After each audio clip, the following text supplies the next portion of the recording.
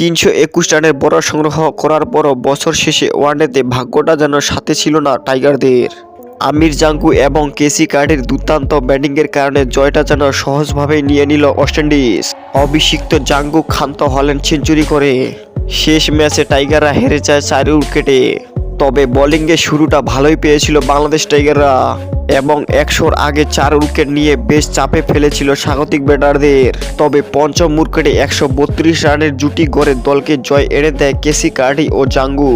এবং ম্যাচ হারের পর অধিনায়ক মেহেদী হাসান মিরাজ বলেন যে আমাদের বোলারদের জন্য খুব কঠিন একটি দিন ছিল এটি। ব্যাটাররা ভালো রান করেছে। সৌম্য সরকার, জাকের আলী ও মাহমুদুল্লাহ রিয়াদ সবাই ভালো রান করেছে, কিন্তু বোলিংয়ে আরও ভালো করার সুযোগ ছিল।